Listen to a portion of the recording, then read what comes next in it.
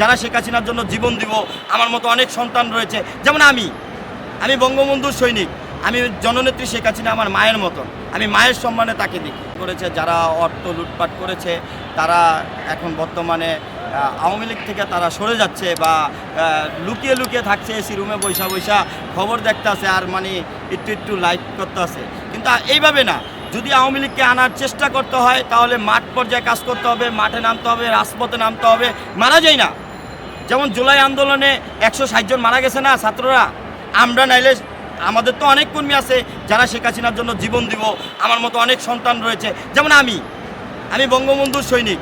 আমি জননেত্রী শেখ হাসিনা আমার মায়ের মতন, আমি মায়ের সম্মানে তাকে দিই। যদি ওনার জন্য আমার জীবনটা চলে যায়, আমি মনে করি ধন্য। কেন ধন্য? উনি একজন মানবিক মানুষ। দেখেন, আপনি একটা সময় কি আপনি প্রশ্ন করতে পারেন, ভাই ওনাকে কেন মানবিক বললেন? মানবিক বলার উত্তরটা আমি বলে দেই। দেখেন, উনি বাসস্থান ছাড়া মানুষদের বাসস্থান দিয়েছে, তারপর গর্ভবতী বাচ্চার গর্ভের খোঁজখবর নিয়েছে।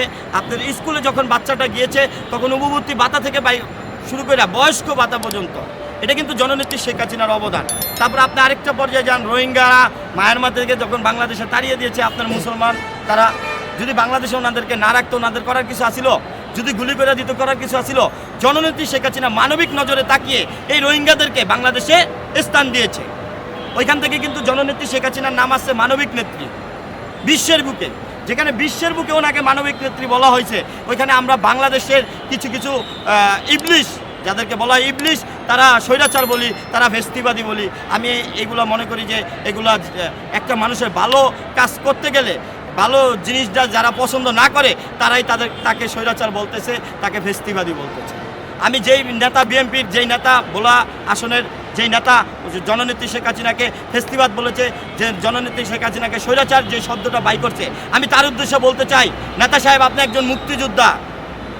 আপনি ভুলে গেছেন বঙ্গবন্ধুর ইতিহাস, আপনি ভুলে গেছেন সে কী করছে। আপনার দেশ কোথায় ছিল 17 বছর আগে? বাংলাদেশ এই বিশ্বের বুকে কত নম্বর স্থান নিয়েছিলেন 17 বছর আগে? আর এখন কত নম্বর স্থানে আছেন? শূন্যের উপরে উঠেন, যখন হেলিকপ্টারে উঠেন বা প্লেনে উঠেন, তখন দেখেন আপনার দেশ বাংলাদেশ। রাত্রে যখন উঠবেন তখন দেখা যাবে যে এই বাংলাদেশটা কতটুকু সুন্দর হয়েছে, কতটুকু কাজ হয়েছে, কতটুকু মানানসই হয়েছে।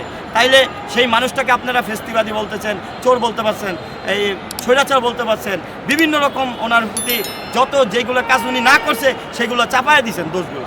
তাহলে আপনারা তো ভালো যে করবে তাকেই স্বৈরাচার বলবেন। দেখেন, আপনি এরশাদ সাহেব দেশের